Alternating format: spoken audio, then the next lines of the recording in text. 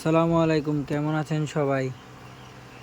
আজকে সকালে আমার ব্রাহ্মা মুরগি, সিল্কি মুরগি, তারপরে সিলভার কোকিন এগুলা ডিম আনছিলাম। এগুলা দুপুরে বসেছে, এখন আবার এগুলা উল্টে দিব।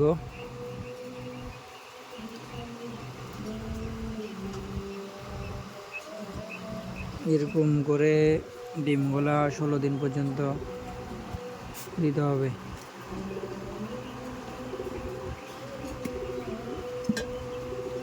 ইনকিউবেটরের তাপমাত্রা 65 থেকে 55-র মধ্যে রাখতে হয়। আমার 60 আছে, ভালোই আছে।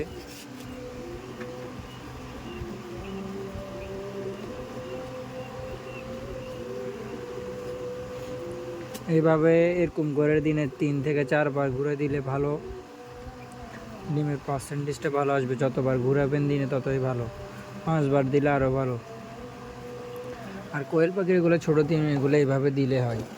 অনেকে বলে উল্টে দিতে হয়, একদম এগুলো এরকম করে দিলে হয়।